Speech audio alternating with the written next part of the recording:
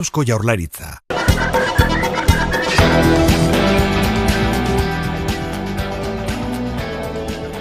Guggenheim Urdaibai makroproiektuaren inguruan iritzi kontrajarriak dituzte EAJ eta EH Bilduk, eta hala islatu dute alderdiotako arduradunek azken orduotan. Atzo, Imanol Pradales lehendakari jeltzaleak Urdaibaiko proiektua oso inbaditzailea ez dela eta legegintzaldi honetan inauguratzea gustatuko litzaiokeela aitortu zuen. Peio Otxandiano koalizio subiranistako Gasteizko legebiltzarreko bozeramaileak berriz, debate ireki aurrera eramatea eta eskualdeko biztanleen ahotsa entzutea aldarrikatu zuen atzo elkarrizketa batean.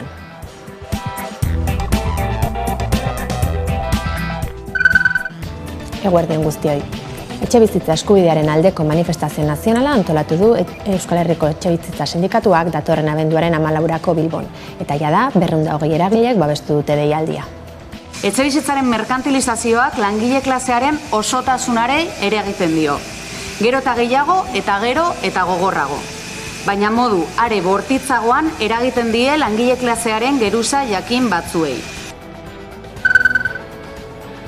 Sirian, Bashar al-Assad boteretik kentzen lortu ostean, matxinoek izendatu dituzte jada behin-behineko gobernuko hainbat kargutako pertsonak. Hala, Mohamed al-Bashir islamiarrari trantsizio gobernu bat osatzearen ardura ezarri diote. Bestalde, Sednaia kartzelako ateak ere ireki dituzte eta bertako presoak aske gelditu dira. Al-Assaden erregimenaren tortura gune nagusietako bat zela uste da.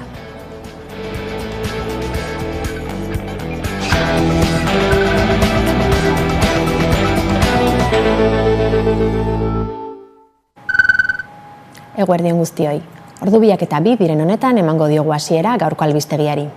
Guggenheim Urdaibai makroproiektuaren alde egin zuen atzo Imanol Pradales Eusko Jaurlaritzako lehendakariak eta berau inauguratu nahiko lukeela aitortu zuen. Peio Otxandiano Gasteizen EH Bilduko bozeramaile den akordea, eskualdeko biztanleek makroproiektuarekiko duten errezeloa ohartarazi zuen atzo ere elkarrizketa batean.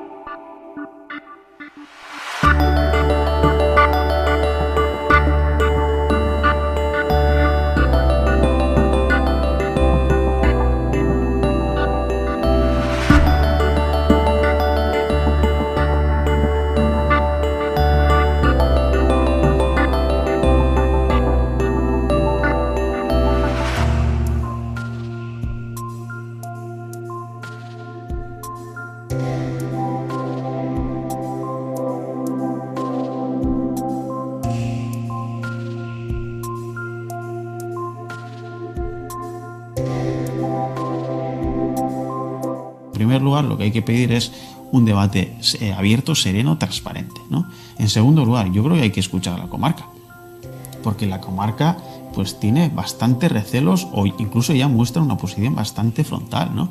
a este proyecto. Y tiene sus razones, porque entre otras cosas, seguramente lo que visualizan es una comarca llena de turistas, lo cual genera empleo, sí, ¿de qué tipo? Y eso además genera daños colaterales o efectos como, por ejemplo, la subida del precio de la vivienda, ¿no? Y los habitantes, vecinos y vecinas de esa comarca lo que dicen es que no quieren ese futuro para Urdaibai y para esa comarca, ¿no? Bueno, pues eso se merece un respeto. Bueno, pues que se haga ese proceso de escucha, que se haga un debate transparente y que se pongan todos los elementos encima de la mesa.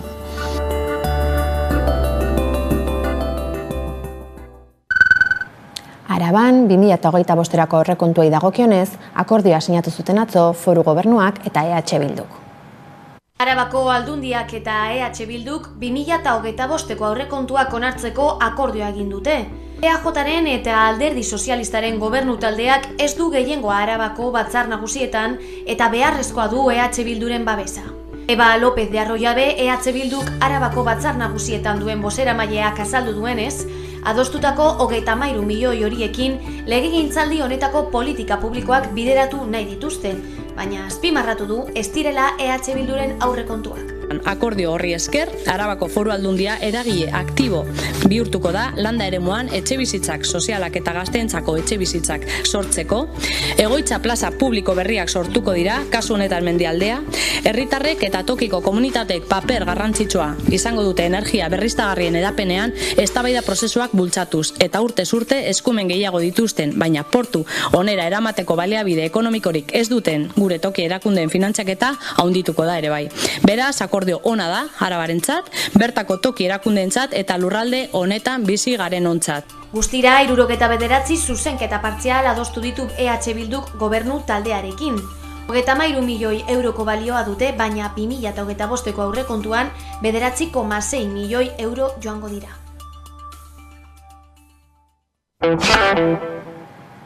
Euskal Herriko Etxebizitza Sindikatuak manifestazio nazionala gauzatuko du Bilbon datorren abenduaren 14an. 220 eragilek jada deialdia babestu dutela jakinarazi dute gaur goizean eginiko agerraldian. Eta bertan izan da Xabi Alo. Euskal Herriko Etxebizitza Sindikatuek mobilizazioa deitu dute hurrengo larunbaterako Bilbon, 200 gora eragilek eman diote babesa eta beste behin ere etxebizitzarako eskubidea aldarrikatuko dute, etxebizitza eskubidea bermatu, negozioari ez lelopean. Askorentzat eguneroko arazoa den hori, beste batzuentzat negoziorako aukera da. Putre funtzek, bankuek, industria turistikoak, erakunde publikoek edo inbertsore handiek etxebizitzaren merkatutik gero eta irabazi handiagoa ateratzen dute. Beraz, argi dago zeintzuk dira txanponaren bi aldeak. Burgesiaren irabaziek gora egiteak langileon miseria areagotzea esan nahi du. Hau da, gutxi batzuen aberastasunaren eta jabetzen artean gehienon pobrezia eta desjabetzea eskutatzen da.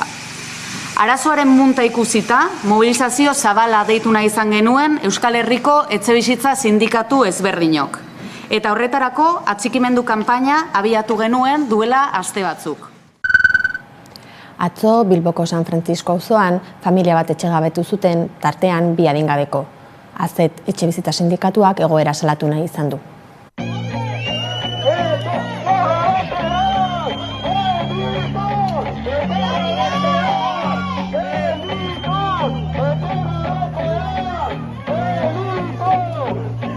¡Ánimo! ¡Ánimo! ¡Ánimo!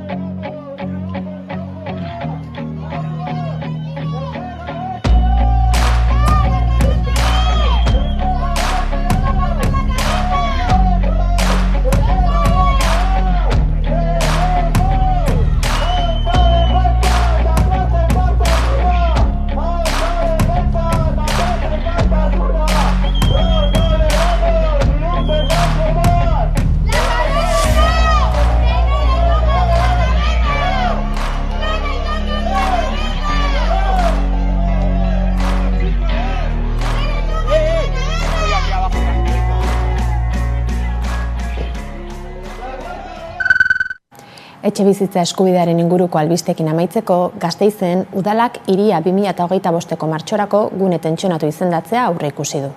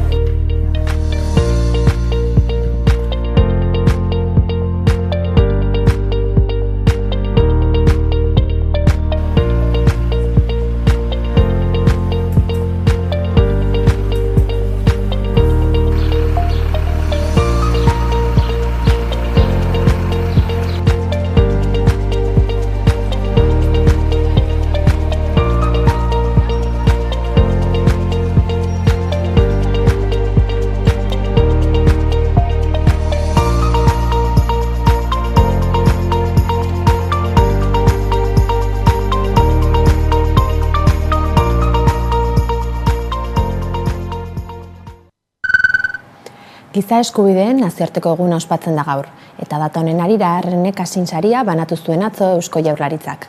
Aurtengo aintzatespena UNRWArentzat izan da, hau da Nazio Batuen erakundeak Palestinar errefuxiatuak artatzeko duen agentziarentzat.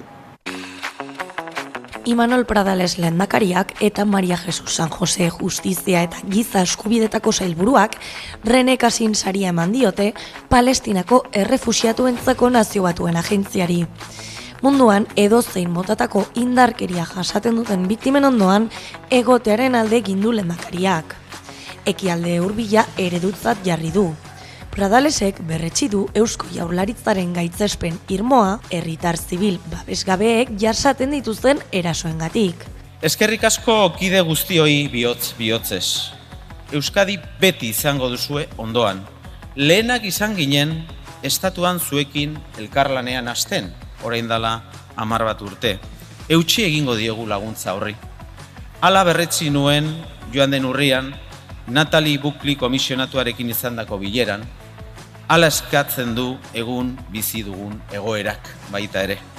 Zuen lana ezinbestekoa da.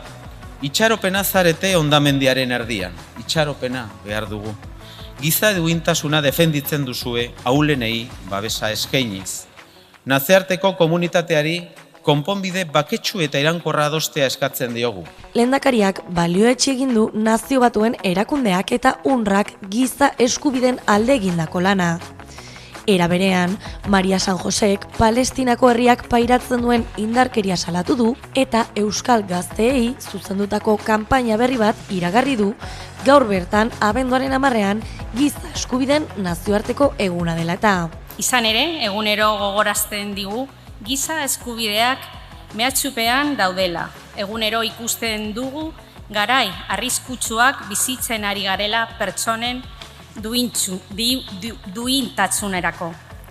Baina ere eskubide guztiak izan ez dutenen duintasunerantzat palestinarren kasua erakusten digun bezala. Ekimen honen helburua belaunaldi berriei aniztasunaren, demokraziaren eta bizikidetzaren balioak babestearen garrantzia helaraztea da. Eskubideak egunero heredatzen, konkistatzen direla gogoraraziz.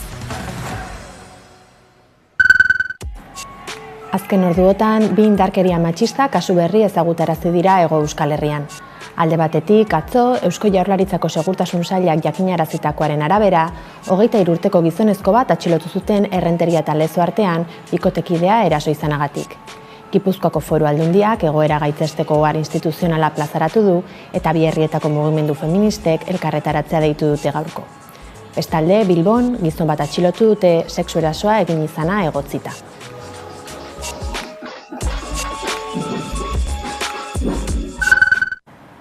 Iruñean, LAB sindikatuak elkarretaratzea burutu du gaur goizean Nafarroako zahar egoitzetako langileen hitzarmenaren inguruko negoziazioen nondik norakoak ezagutarazteko. Bertan izan da Irune Rejano. Gaur Iruñan eginiko agerraldian LAB sindikatuak irmo eta gogor salatu du Amabir Sanitas eta GSR enpresen jokabidea, zahar egoitzen sektoreko enpresaburuek pasaden astean egin zuten barne kontsultan Nafarroa garaiko lehenbiziko hitzarmen sektorialaren aurka bozkatu zutelako. LAB sindikatuaren ustez, hiru enpresa horien jarrera miserablea da sektoreko emakume langileak miseriazko lanbaldintzetara kondenatzen baititu. Sindikatuak aurrera jarraituko du hitzarmen duin baten aldeko borrokarekin eta mobilizazioekin eta abenduaren 13 eta 20 bi orduko lanuzteak egitera deitu ditu langileak. LAB sindikatuak gaur egindako agerraldian irmo eta gogor salatu du Amabir Sanitas eta GSR enpresen jokabidea.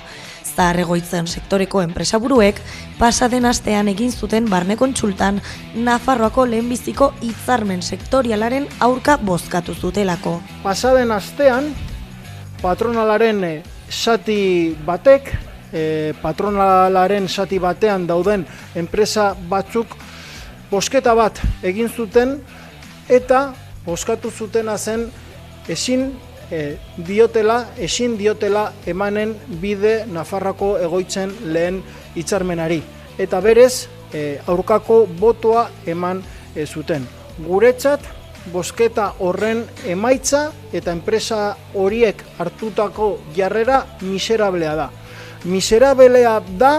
Miserableak direlako langile hauen lan baldintzak. Eta hori horrela esan behar da eta hau irmoki salatu behar dugu. Urtarrilean 4 urte beteko dira LAB Nafarroako zahar-egoitzen hitzarmena aldarrikatzeko kalera atera zenetik. Sindikatuak urte luzeak eta malkartsuak izan direla adierazi du. LABek salatu duenez, multinazional horiek, ANEA patronalaren barruan kokatzen direnak, kapitala eta enpresaren interesak lehenesten dituzte emakumeen lanbaldintzak baino. Jarreraren aurrean oso argi dugu ez garela geldiri geratuko, 4 urte hauetan kalean borrokan aritu garela eta borrokan jarraituko dugula. Horregatik, abenduak 13an eta 20an lanuzteak deitu ditugu sektoreko enpresa guztietan, lanuzte egun horietan multinazional honena aurrean mobilizatuko gara, enpresa hauen atarietan, eta baita LABetik bilera urgentea eskatuko diogu Nafarroako parlamentuari, pizka bat, egoera mahai gainean jartzeko, eta ere, gobernua ez, zer esan handia dauka egoera honetan, eta egoera honen desblokeoan, eta ere, gobernua interpelatuko dugu. Beraz, argi utzi dute borroka ez dela amaitu eta hasieratik mantendu duten konpromiso berdinarekin jarraituko dutela.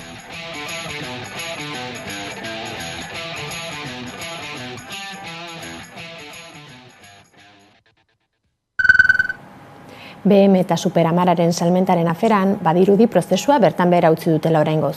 Ubesko da bi supermerkatuen orain arteko jabea eta Carrefourrek erostea zegoen aurreikusita.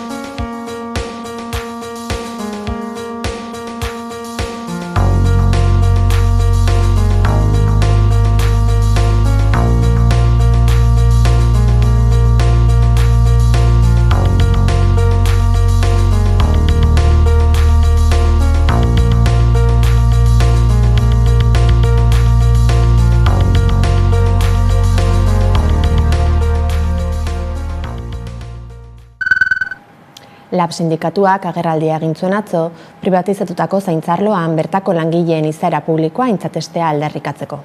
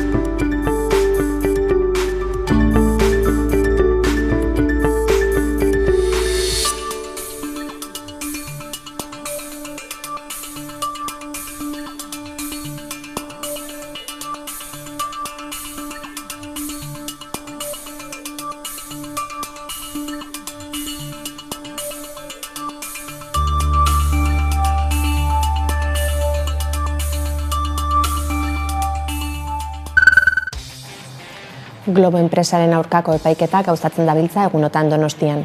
Atzoko saioan, 210.587 euro exigitu zizkion gizarte segurantzaren diruzaintza orokorrak konpainiari. Izan ere, 168 rider edo banatzaile autonomo faltsuzat izendatu zituen beste behin ere, eta Globok 2018 eta 2020 bitartean langile horiei zegozkien kotizazioak ordaindu beharko lituzkela berretsi zuen.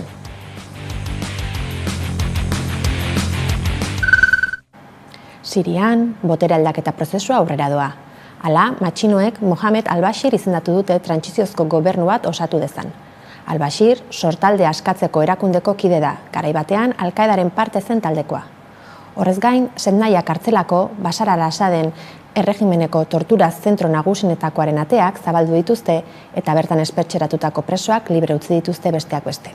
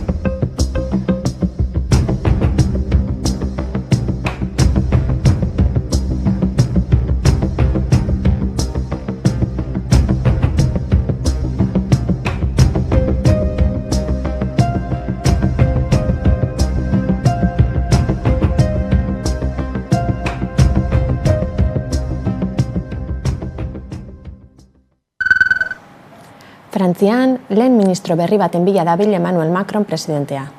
Lehengo astean, Parisko Asanblada Nazionalak Michel Barnier zentsura mozio baten bitartez kargugabetu zuenetik betetzeke dago postua.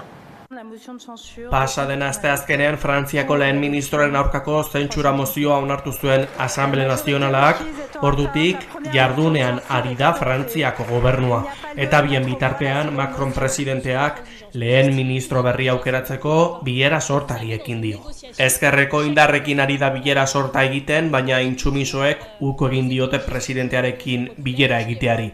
Michel Barnier ordezkatzeko kinielak ere hasi dira, eta izenen artean François Bayrou Pauko auzapeza eta Modem alderdiko presidentea dago. Justizia ministro eta Hezkuntza Nazionaleko ministro izandakoak ateak ireki dizkio gobernuaren buruzagitzara iristeko aukerari. Pello Dufo EH Baiko kideak Euskadi Irratian esan du, denekin hitz egiteko prest dagoen lehen ministroa behar dutela.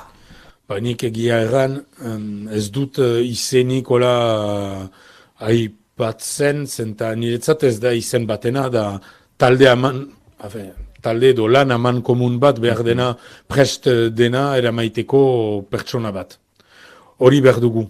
Gero bakoitzak ikusten du norbait edo, baina ni ez naiz horietan sartzen. Helburua da zinez gauzak aldaraztea, eta hastean erraten nuen bezala gizartearen zat, garaipenak edo aintzinamenduak behar dira albezain fite edo nor izan ezkerretik ere, gauza da norbait eraikitzaile denekin lan egiteko prest eta aintzina. Baina pertsonarena bat alabertze niretzat ez du gauzan nitzik aldatzen egia.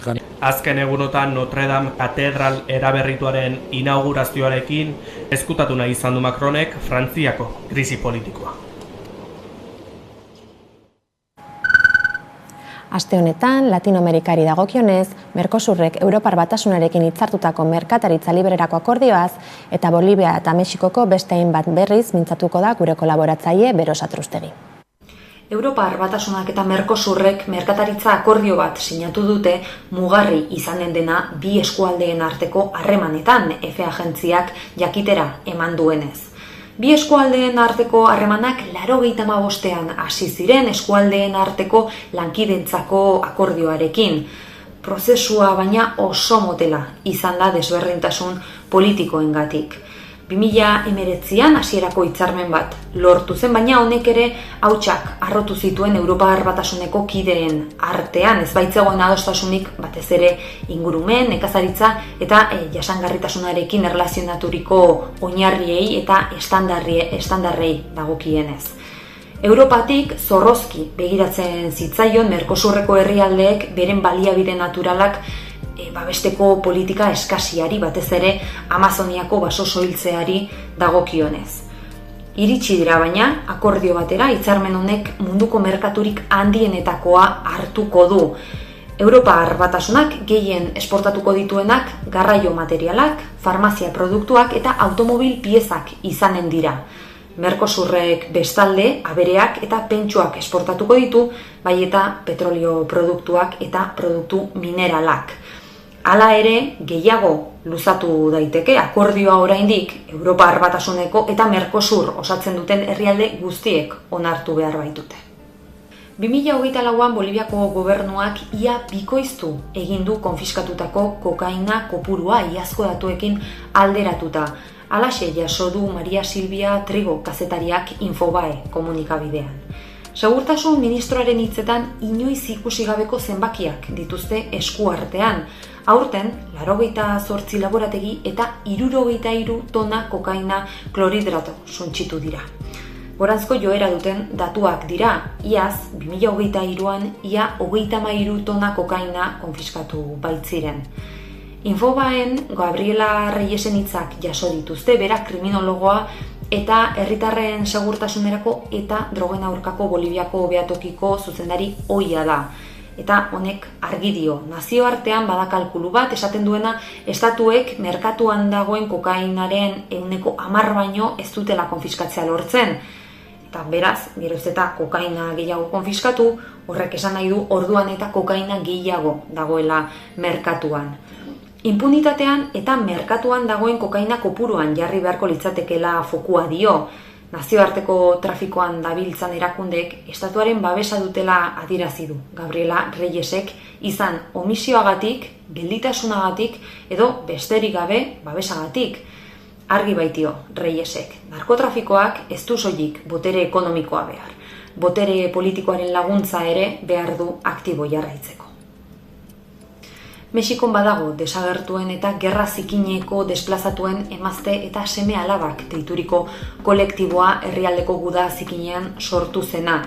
50ko hamarkadan hasi zen guda eta 80ko hamarkadaren bukaerara arte iraun zuen. Mexikoko estatuaren aurkako oposizio politiko eta armatuaren mugimenduak desegiteko errepresioa baliatzen zuen armadak.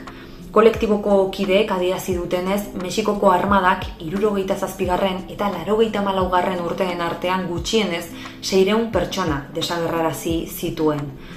70ko hamarkadan desagerrarazi zituzten 5 nekazariren gorpuak euren familiei bueltatu zaizkie, Guerreroko Kuadratin komunikabideak jaso duenez. 50 urte igaro zuten nekazari hauen gorpuek Guerreroko hobi klandestino batean 2023an atera zituzten arte. Orain, esan bezala, identifikazio prozesua amaituta familiei bueltatu zaizkie. Familiek, gorpuzkiak jaso ondoren, EFE agentziak argitaratu duenez, desagertuen hilkutxekin protesta egin zuten Guerreroko estatuko Txilpazingo hiriburuan, justizia eskatzeko Mexikoko armada jotzen baitute erantzulezat. Gaur goizean, Gipuzkoako bertso txapelketaren finala aurkeztu dute Donostian. Bertan izan da Udane Arbeo. Larun bat honetan Donostiako Ilunben hemenatzean daukadan Donostiako arenan Gipuzkoako bertso txapelketaren finala jokatuko da. Gaur prentsaurrekoa eman dute finalistek eta baita gai jartzaileek ere. Aurretik 35 saio izan dituzte, 36. amaituko da Gipuzkoako bertso txapelketaren finalarekin, eta batzuk esan digute nekatuta daudela, baina gorputzaldi onarekin eta holtza gainera iristeko eta joateko gogotsu daudela elkarrizketa ezberdinekin, kantuan aritzeko zortziak batera. Edozein ofizio, edozein elkarrizketa iruditzen zaitez, aukera bat izango dela zerbait interesgarria edo berezia sortzeko edo horretan saiatzeko, lan horretan aritzeko eta lan hori konpartitzeko ilusioa daukat, entzuteko eta erantzuteko eta horre egoteko pixka bat, gai horretan, garai honetan esan nahiko nukenaren, esan genezakenaren, mikro bat edukitzaren sorte horren jabe izanik aukera horretan horre egotea eta horre egitea. Gure aldetik besterik ez gaurkoz. Gogoratu 11 webgunea eta sare sozialak eskuragai dituzuela informazioa zabaldu nahi izan ezkero. Mila esker zuen arretagatik, ondo izan eta bihar arte.